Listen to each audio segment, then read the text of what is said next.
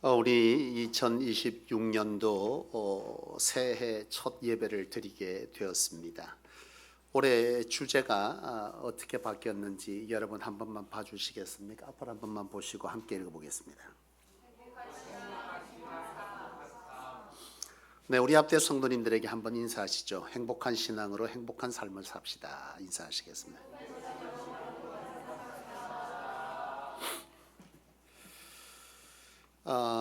그렇습니다. 여러분, 올해 2026년도 주제는 행복한 신앙으로 행복한 삶을 살자라고 하는 주제를 잡았습니다. 하나님께서 그렇게 인도하시고 한 해 동안 사역하게 하셔서 제가 52주 동안의 설교에 관해서 계속해서 고민하고 맥락을 잡아가면서요, 52주의 설교의 연결성을 계속 준비해 가고 있습니다. 오늘 첫 주인 이 첫 주는요,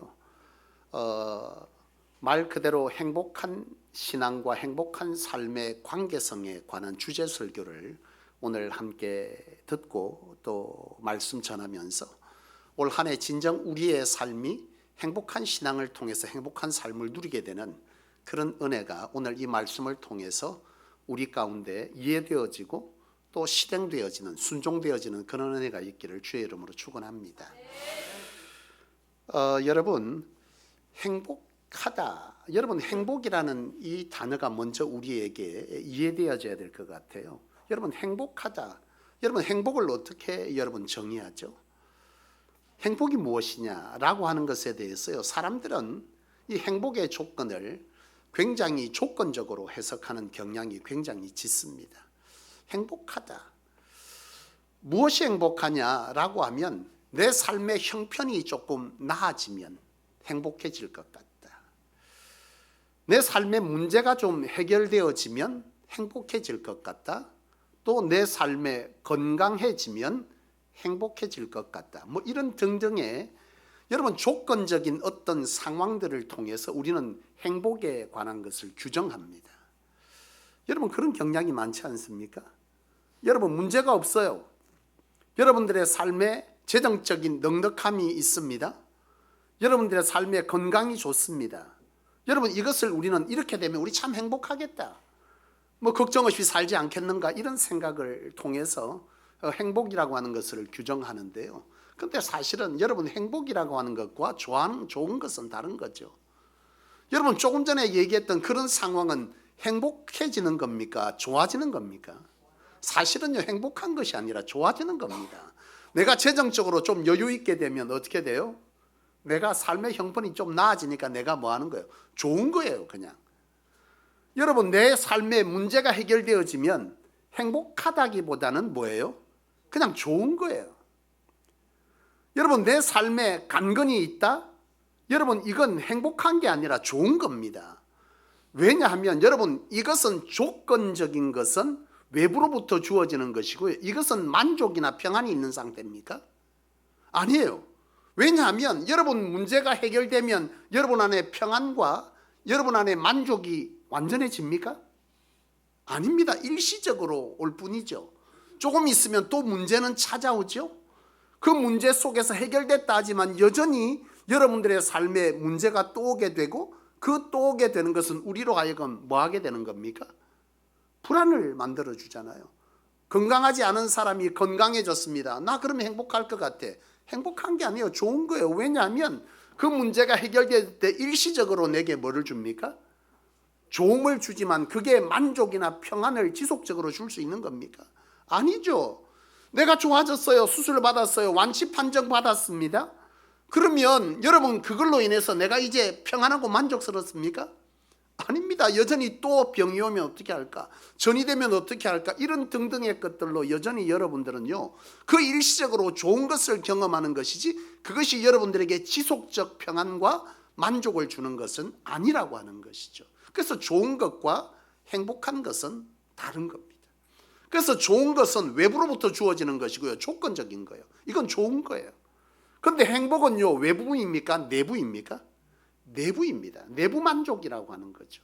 우리의 심적인 거라는 거예요. 그래서 좋은 것과 행복은 같은 것이 아니다라고 하는 이 사실을 여러분은 먼저 규정해야 합니다. 여러분 보세요. 여러분, 이처럼 좋은 것, 이건 우리는 많은 경우에 사람들은 이 좋은 것을 행복하다고 느끼고 있고 그것이 채워지면 행복할 거라 생각하지만 사실은 채워져도 행복하지 않아요. 여전히 불안하고 또 다 채워지면 허무가 찾아와. 여러분, 인생이라고 하는 것이 이처럼 지속적으로 우리에게 만족과 평안을 줄 수 있냐? 결단코 그럴 수 없는 거죠. 그래서 사람들은요, 이런 조건적인 것에서 행복을 찾을 수 없다는 것을 아는 사람들이 선택하는 게 있어요. 알게 되는 것이 있습니다. 행복은 조건이 아니라 어디에서 온다? 관계에서 온다는 걸 아는 거죠. 그래서 사람들은, 여러분, 이런 조건들이 채워지지 않아도 행복을 누리는 사람들이 있습니다. 만족과 평안을 누리죠. 어디서요? 사랑과의 관계성 속에서 누리지 않습니까? 그렇죠? 여러분, 여기 제일 앞에 있다 보니까 제가 이제 주성열 집사님 바로 눈치채시고 머리를 숙이고 계십니다만서도, 여러분, 주 집사님이 하은조 권사님하고 처음 만났을 때 조건으로 만났습니까? 예? 아, 그래요? 그런 조건으로 만나게 되었으면 그 사람은 그 조건이 무너지면 더 이상 만족과 평안이 사라지죠. 더 이상 행복하지 않아요. 근데 그걸 갖지 않았어요. 내가 재정적으로 어렵습니다. 건강도 별로 그 사람이 좋지 않습니다. 그 사람이 문제를 갖고 있습니다. 그런데도 내가 그 사람으로 인해서 내가 만족과 평안을 누린다라고 하는 것은 그 사람의 조건이 아니라 그 사람과의 관계성 속에서 내게 만족과 평안이 있는 거잖아요. 그러니까 그 어떤 것이 채워지지 않지만 나는 행복하다 안 하다? 행복하다고 느끼는 거예요. 문제는 뭐냐? 그 행복이 얼마나 지속되냐는 거죠. 그 행복이 영원할 수 있습니까? 주집사님 웃고 계십니다. 하은조 권사님이 옛날 같지 않은 거죠. 옛날에는 손만 잡아도 좋았는데, 칼국수만 먹어도 좋았는데 이제는 고기 안 사주면 맨날 칼국수는 그놈의 칼국수. 이게 여러분 사람의 관계 아니겠어요? 그러니까 사람의 관계 역시도 우리에게 지속적 행복을 줄 수 있다 없다? 없어요. 다시 말하면 이 세상 속에서 우리를 지속적으로 행복하도록 할 수 있는 조건은 이 세상 가운데 단 어떤 곳에서 존재하지 않는다는 거예요. 근데 사람들은요, 계속해서 그 행복을 쫓습니다. 나 행복하고 싶다, 나 행복해. 근데 그 행복이 내일 되면 없고, 그러면서도 끊임없이 행복을 쫓아서 살아가는데요, 우리의 삶은 우리의 바람과 너무나 다릅니다. 여전히 문제투성이고 해결되면 또 다른 것이 찾아오고, 좀 강건해졌지만 어느 순간 그 강건 역시도 내 삶에 즐거움을 주지 못해요. 여러분, 여기 건강한 분 많잖아요. 건강하기 때문에 행복합니까? 그거 하나로 행복할 수 있습니까? 그렇지 않습니다. 건강하지만 나는 너무나 육신이 건강한데요, 행복하지 않아요. 건강도 행복의 조건 아니에요. 그 어떤 것도 이 땅의 행복의 조건을 여러분에게 주지 못해요. 그렇다면 우리는 영원히 이 땅에서 행복할 수 없습니까? 오늘 찬양 너무나 기가 막히거든요. 하나님의 자녀로 살아가는 것, 이것이 행복이다. 그걸 내가 오늘 이 본문을 통해서 설명하려고 합니다. 우리 알아요. 하나님의 자녀로 살아가는 것, 이것이 행복이라고. 하나님의 자녀로 사는 게 뭔데요? 이게 문제죠. 찬송은 불렀는데 하나님의 자녀 맞습니까, 여러분? 행복해야 되잖아요. 행복합니까? 바람입니까? 아멘이 무슨 의미죠? 진짜 누리고 있습니까? 나는 저와 여러분이 이 한 해 동안 우리가 진정 행복한 신앙을 통해서 행복한 삶을 회복하는, 그 어떤 속에서도 행복할 수 있는 그런 우리 안에 신앙이 회복되어지기를 주의 이름으로 축원합니다. 성경은 말합니다. 하나님으로 행복할 수 있다. 그런데 오늘 본문을 보면요, 이 본문이 잘못 해석되는 경우들이 굉장히 많았습니다. 이 본문은 참 유명한 본문이죠. 여러분, 뭡니까? 다시 한번 읽어보시죠. 본문을 다시 한번 보면 뭐라고 말씀하고 있습니까? 사랑하는 자여, 내 영혼이 잘됨 같이 범사가 잘되고 강건하여지기를 간구한다. 이거 여러분 많이 들었던 말씀 아닙니까? 이거 참 유명한 말씀인데요, 누구 때문에 유명해졌어요? 예? 이거 혹시 모릅니까? 삼박자군 못 들어봤어요?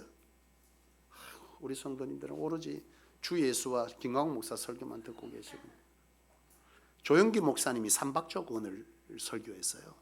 이게 신앙의 한 축을 잡았고요. 이게 전형적인 기복신앙이라고 하는 것에 많은 문제를 일으켰습니다. 여러분, 이것이 그러면 틀렸단 말입니까? 맞습니까? 맞죠. 분명 구약 성경은 말하고 있습니다. 하나님의 백성, 하나님으로 뭐한다? 범사가 잘 된다. 뭐예요? 형통을 말하고 있지 않습니까? 하나님과 함께하는 하나님의 백성은 강건하여질 것이다. 하나님과의 관계를 회복하면. 맞습니까? 틀립니까? 맞죠. 근데 여러분 다시 오늘 잘 생각하셔야 됩니다. 그러면 여러분 보세요. 내가 하나님과의 관계가 좋으면 형통하고, 그리고 내가 강건해진다. 그러면 이게 행복하다. 그러면 처음하고 뭐가 다릅니까? 처음에 그걸로 행복할 수 없다면서요. 만사 형통했어요. 그걸로 행복합니까? 그러면 처음이죠 뭐. 내가 건강하면 행복합니까? 그러면 이 말씀은 도대체 뭘 말하는 걸까요?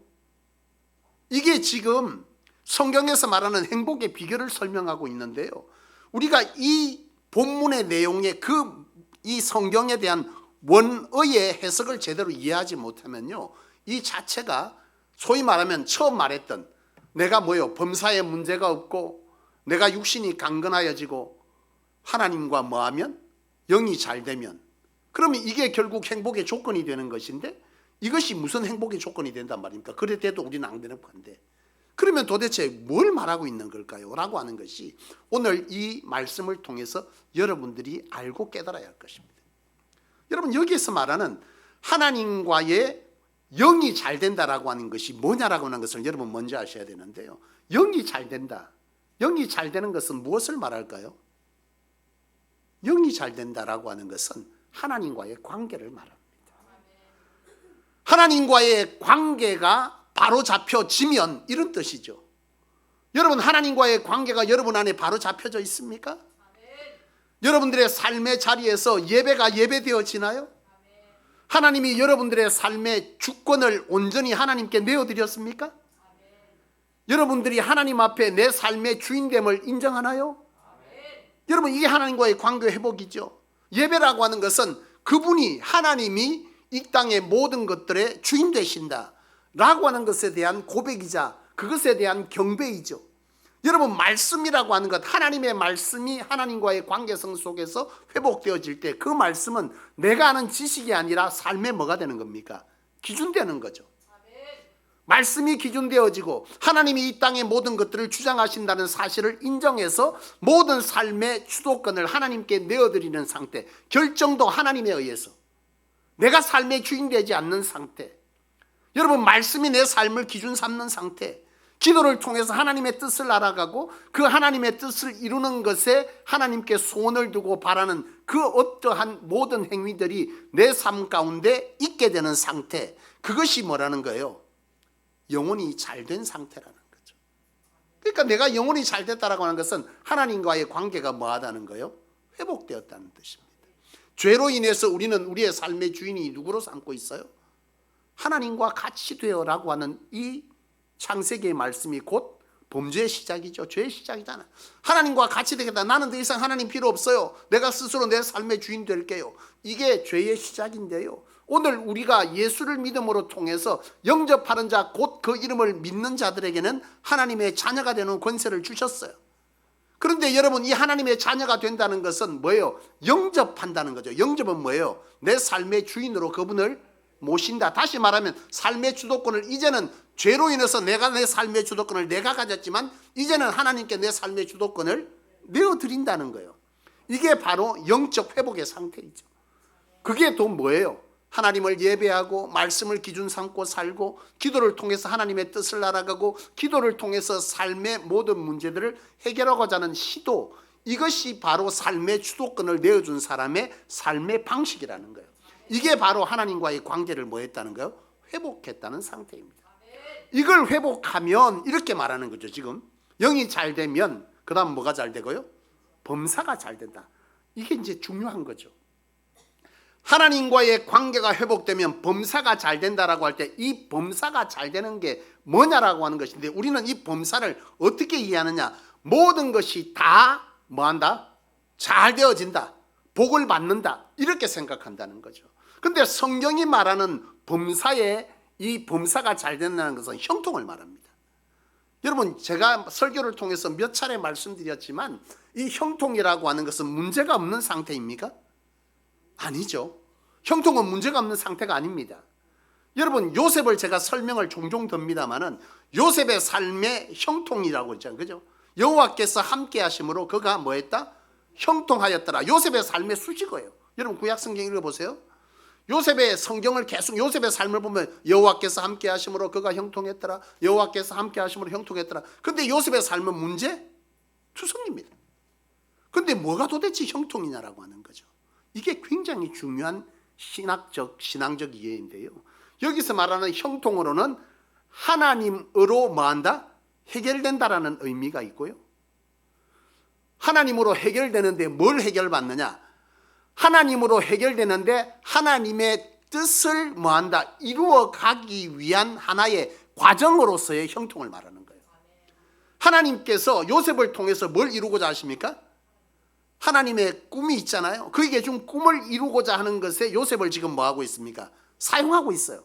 근데 그의 삶에는 문제가 너무나 많습니다. 근데 형통이라고 말하고 있어요. 그 문제가 하나님으로 해결됩니까? 안 됩니까? 해결되잖아요. 옥에 갇혔지만 풀려나고 그것이 결국 나중에 뭐가 되더라? 총리가 되지 않습니까? 하나님으로 그의 꿈을 실현시켜가는 과정이죠. 여러분, 여기서 형통이라고 하는 영이 잘됨 같이 범사가 잘 된다라고 하는 것에, 이 범사가 잘됨에 대해서 여러분들이 아셔야 되는 것은, 성경이 말하는 이 형통이라고 하는 것은 여러분, 이게 뭘 말하냐면 상황의 해석이 달라진다는 거예요. 그전에는 이 어려움이 오면 뭐예요? 여러분, 요셉처럼 어려움이 왔어요. 노예로 팔렸습니다. 형들이 나를 배신했습니다. 이 상황이잖아요. 이 형통이라고 하는 것, 바로 이 문제에 대한 해석이 달라졌다, 범사에 잘 되면, 바로 이걸 말하는 거예요. 여러분, 이 과정이 하나님께서 결과적으로는 뭐랍니까? 그의 꿈을 이루죠. 요셉을 뭐에까지 이르게 합니까? 총리에까지 이르게 하지만 과정에 문제가 있습니까? 없습니까? 있어요. 근데 이것 때문에 요셉이 실족했습니까? 성경에 어디에도 없어요. 실족하지 않아요. 여전히 그는 뭐하고 있습니까? 뭘 누리고 있어요? 행복을 누리고 있어요. 행복은 뭐요? 평안과 만족을 누리고 있습니다. 그 속에서 그는 흔들리지 않아요. 왜요? 이것은 하나님께서 내 꿈을 이루기 위한 뭐다? 과정이다라고 하는 이 상황에 대한 해석이 뭐한 거예요? 달라져 버린 거예요. 그러니까 여전히 문제가 있지만 그가 여전히 뭐하고 있다는 거예요? 행복을 누리고 있다라고 하는 거죠. 여러분, 이게 바로 뭐다? 범사가 잘 된다는 거예요. 범사가 잘 되는 건 결과적으로는 뭐예요? 하나님의 뜻을 이루는데요, 이 뜻이 범사가 잘 되는데 이 과정에 대한 뭐예요? 상황에 대한 해석이 달라지는 이것이 일어날 때 이 결과가 오기까지의 과정도 행복할 수 있다라는 거죠. 이 결과에 대한 하나님 안에서의 뭐예요? 범사가 잘 되는 형통이 하나님으로 이루어진다. 하나님의 꿈을 이루는 것이다. 그런데 과정은 여전히 문제가 있다 없다? 있어요.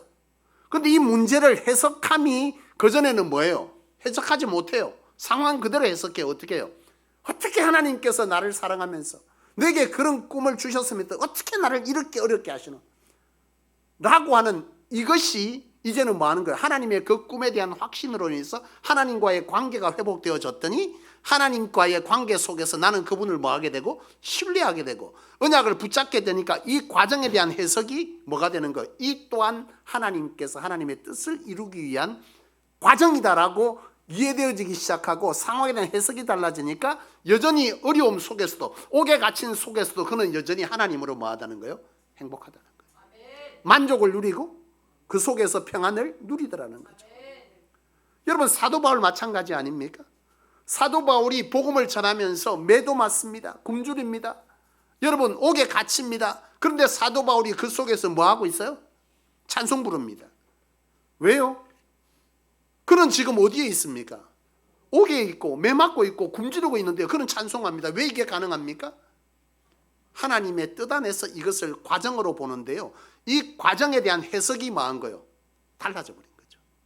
이것도 또한 뭐한다? 하나님의 뜻을 이루기 위한 과정이다 라고 하니 이 과정을 울고 가는 것이 아니라 찬송하고 가게 되는 거예요. 이게 범사에 잘 된다는 겁니다. 이걸 말하고 있는 거예요. 결과적으로는 잘 됩니까? 안 됩니까? 결과적으로는 여러분 하나님의 뜻을 이룹니다. 문제는 이 과정 속에서 내가 이것을 어떻게 해석하느냐의 문제인데, 하나님과의 관계가 회복되어지면 이 해석이 뭐 한다는 거예요? 달라진다는 거예요. 하나님과의 관계가 무너질 때는 해석이 뭐였어요? 보는 그대로 불평하고 힘들다, 어렵다, 죽겠다, 못 살겠다 신앙거릴까. 하나님의 인나였는데 하나님과의 관계가 영이 뭐하니까? 영이 회복되어지니까 이 관계성 속에서 이 해석이 뭐하더라는 거예요? 달라져 버렸다는 거예요. 하나님으로 확신되어지고 그 하나님의 신실하심, 하나님의 역사하심, 하나님의 선하심, 이것이 내 안에 온전히 뭐하니까? 확신되어지기 시작하니까 그 결과를 반드시 하나님은 선하신 결국으로 인도하실 것인데, 그전에는 그 과정이 너무나 힘들고 지쳐서 불평, 불만, 원망했던 내가 하나님과의 관계가 회복되었더니 이 과정에 대한 해석이 달라지니까 그 어려움 속에서도 여전히 나는 뭐 하더라는 거예요? 찬송하게 되더라는 거죠. 이게 범사의 잘됨을 말하는 것입니다. 범사에 잘 되죠. 그런데 이 과정을 생략하면 안 된다는 거예요. 하나님과의 관계가 회복되어지면 이 과정조차도 인내해야 돼. 울고 인내하는 것이 아니라, 원망으로 인내하는 것이 아니라, 그 속에서도 문제는 여전히 있는데 그 문제 속에서 내가 뭘 누린다는 거예요? 행복을 누린다는 거예요. 이게 여러분 세상이 줄 수 없는 평안인 거죠. 이걸 말하고 있는 것이죠. 사실 제 아내인 사모가요, 수술을 굉장히 많이 했습니다. 성소교회는 암 한 번 걸려갖고는 암 걸려서 내 산에 갑니다 이렇게 못하죠. 왜요? 참 이게 웃을 일은 사실은 아닌데요, 우리 사모가 지금 암 수술부터 해서 10번의 수술을 했습니다. 전신 마취만. 살아있는 게 기적이죠. 그러니까 한 번쯤 암 수술하는 분은 우리 사모한테 가면 우리 사모가 대번 뭐래요? 한 번 갖고 말하지 마세요 이렇게 당해. 사실 여러분, 이 암이 처음 발병했을 때요, 수술을 하러 들어가고 나왔을 때에 사모가 그런 얘기를 했어요. 우리 사모님 그러더라고요. 이 수술을 통해서 성도들의 뭐를 이해하기 시작했다? 아픔을 이해하기 시작했다. 뭐예요? 이게 뭘 말합니까? 상황의 해석이 뭐하고 어디 있죠? 상황의 해석이 달라졌죠. 왜 내게 이런 걸 주십니까? 나 이렇게 하면 죽는 거 아니에요 라고 말해야 되지만, 내가 하나님과의 관계가 지금 뭐하고 있으니까? 영이 잘 되어지니까 하나님께서 결국은 하나님의 뜻을 이루고 하나님께서 행하실 일에 대해서 목회자의 사모로서 어떤 역할을 감당해야 된다면, 암이 걸리면 죽습니까? 이건 세상의 논리죠. 암에 걸려도 하나님의 뜻을 이루며 산다. 내가 하나님과의 관계가 무너져 버리면 이 암 때문에 늘마다 뭐하요? 불안하고 초조한 삶을 살지만, 내가 하나님의 관계가 회복되어지면 이것을 결과로 보지 아니하고 상황으로 보되, 이루어 주시는 과정으로 보되, 그 과정 속에서 두려워하는 것이 아니라 뭘 누리게 된다는 거예요? 평안을 누린다는 거예요. 왜요? 해석이 달라져 버렸거든요. 저는 그 모습을 보면서 지금 뭘 누리고 있다? 하나님과의 뭐요? 영이 잘 되어지니까 범사가 잘 되는 상황을 우리 사모님이 누리고 있구나. 그걸 제가 깨닫는 거죠. 내가 하나님과의 관계가 무너지는 순간 이 해석이 어떻게 되죠? 암 걸리면 죽는다. 암 걸리면 뭐 해야 된다? 절로 가자. 사랑하는 여러분, 그렇습니다. 성경이 말하는 바로 이 범사라고 하는 것은 해석의 관계가 뭐였다는 거예요? 달라졌던 상태를 말합니다. 그러면 맨 마지막에 여러분, 하나님이 영이 잘 되면 범사가 잘 되고 그 다음에 뭐요? 강건하여진다라고 할 때 이 강건은 뭘 말하는 걸까요? 하나님께서 함께 하시고 그에게 복을 주셔서 건강하게 하신다. 맞습니까? 틀립니까? 맞습니다. 그게 틀린 해석이 아닙니다. 맞아요. 중요한 건 뭐냐면 앞서 말씀드렸듯이 건강하면 행복하냐? 아니죠. 근데 왜 건강하면 행복하다고 해석하는 거죠? 여러분, 이게 굉장히 중요한 거죠. 하나님으로 우리가 간건을 넣는데 이 간건이 어떻게 쓰여질 때, 하나님을 향해서 하나님의 영광을 위해서 쓰여질 때 그 속에서 이 강건함으로 인해서 주의 일을 감당함에 있어 그것으로 인해서 내 안에 뭐가 온다는 거예요? 헌신에 대한 가치가 회복되어지고, 헌신을 통해서 내 안에 뭐가 오고요? 기쁨이 생겨지고, 그 헌신 때문에 내가 즐거움과 만족이 생겨질 때 그 간건이 나로 하여금 뭘 주는 거예요? 행복을 주죠. 무엇이 전제되어질 때?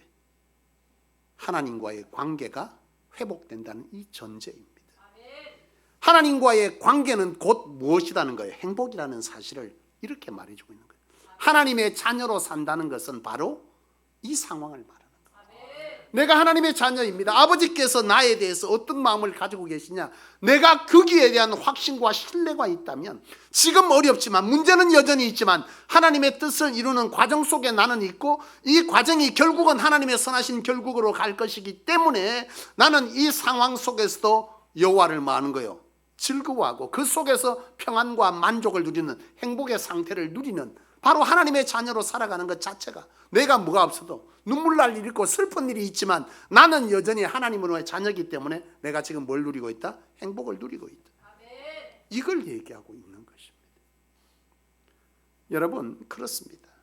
올 한 해 동안 우리는 우리의 삶에 이런 환경이 여전히 우리의 삶을 괴롭힐 수 있지만, 우리가 하나님과의 관계를 회복하기 시작할 때, 하나님과의 관계가 아주 우리 안에서 동행의 역사를 이루고 있을 때, 하나님의 뜻을 생각하고 그 문제 안에서도 여전히 하나님으로 뭐하고 있다? 나는 쓰여지고 있고 그 상황이 있다라고 하니 이것으로 나는 끝이다, 끝이 아니다? 끝이 아닌 거예요. 이 속에서 나는 하나님을 의지하고 하나님을 신뢰하기 때문에 나는 여전히 뭐 할 수 있다는 거예요? 평안과 만족을 누리게 되는 것이죠. 오늘 저와 여러분들의 삶에 2026년도 올해 한 해 동안 여러분들의 삶에 문제가 없을 것입니다. 맞나요? 아멘 하고 싶겠지만 우리의 삶에는 여전히 문제가 옵니다. 요셉의 삶도 그랬어요. 그럼 요셉과 바울의 삶이 다른 게 뭘까요? 요셉의 삶과 바울의 삶이 다르죠? 바울의 삶의 끝은 뭐예요? 하나님의 영광이라는 것은 똑같지만 이 땅에서 우리가 원했던 좋은 것은 바울에게 있습니까? 없습니까? 바울에게는 없어요. 왜요? 오로지 주의 복음을 위해서 살다가 마지막 그 생명을 하나님 앞에 드렸습니다. 이것이 성경에서 말하는 가장 성숙한 단계입니다. 왜요? 하나님으로 충분합니다. 이게 순교자죠. 이게 가장 영적으로 성숙한 단계에 이른 것이고요. 이것이 성화라고 합니다. 오늘 우리의 신앙의 목표는 어디입니까? 바로 사도 바울의 이 상황이죠. 왜 가능합니까? 이 땅이 전부가 아니니까요. 주 예수께서 우리에게 말씀하셨듯이 이 땅의 것을 팔아 하늘의 보화를 사라는 의미도 바로 이 얘기죠. 우리가 모두가 그렇게 성화되어져 가지만, 다 그렇게 성화되면 좋겠지만 성화 안 되면 구원 못 받습니까? 그렇지는 않아요. 그러나 이게 가장 어떤 단계라는 거예요? 가장 성숙한 단계가 이 단계입니다. 제가 앞서도 말씀드렸지만 기복에 대한 설교를 분명히 제가 할 것입니다. 기복 자체가 틀린 건 아니에요. 그 복을 어떻게 사용하느냐의 문제이고 그것을 어떻게 해석하느냐가 문제지, 기복은 원래 하나님께서 내게 구하라 복 주시겠다 말씀하셨기 때문에 문제되는 게 아니에요. 그것을 어떻게 목적으로 삼느냐, 어떻게 사용하느냐 때문에 그 기복이 문제가 되는 거예요. 오늘 한국교회의 가장 심각한 문제는 바로 그것을 가르치지 않고 하나님 앞에 뭐하면, 나가서 기도하면 뭐한다? 복 받는다. 이것만 자꾸 가르치고, 복 받았더니 더 이상 하나님의 뜻과 상관없는 자의 삶을 살아버리는 거예요. 이게 문제죠. 그렇습니다, 여러분. 올 한 해 동안 여러분 안에 하나님과의 관계를 통해서 여러분들이 하나님과 깊이 교제하기 시작할 때 예배가 살아나고, 말씀이 여러분들의 삶 가운데 기준되어지고, 기도가 하나님의 뜻을 구하고 하나님의 그 뜻 안에서의 우리의 삶의 문제들을 해결하는 그런 깊은 자리로 들어가게 되는 그런 신앙이 여러분 안에 회복되어지기를 축복합니다. 그렇게 회복하십시오. 그러면 여러분 안에 범사가 뭐한다? 잘 됩니다. 문제는 있지만 하나님으로 해결합니다. 반드시 그렇습니다.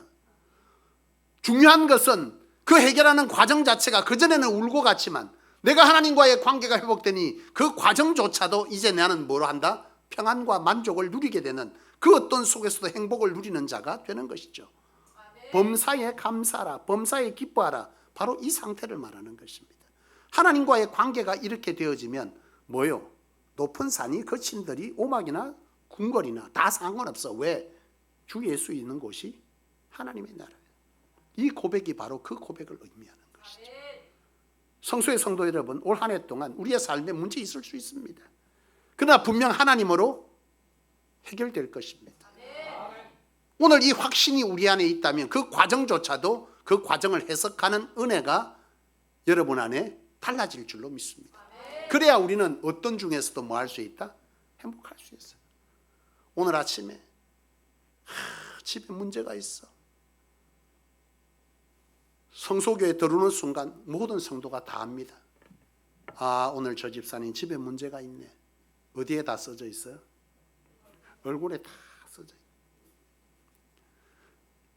우리가 진정 하나님 안에서의 이 말씀이 우리에게 실현되어지면 내가 여전히 어렵지만 높은 산이 거친들이 초박이나 궁궐이나 주 예수 계신 곳이 하나님의 나라인데 우리는 그 속에서 뭘 누리게 된다? 행복을 누리게 될 것입니다. 하나님과의 관계를 회복하십시오. 그게 집중하기 시작할 때 우리에게는요, 그 어떤 것도 기쁨을, 즐거움을, 만족을 빼앗아가지 못해요. 올 한 해 동안 우리는 그런 신앙의 삶을 살아가야 할 것입니다. 올 한 해 어떤 중에서도 도대체 저 집사님은 어째 저렇게 매번 행복할까? 분명히 저 집사님 집에 문제가 있던데 왜 행복하죠?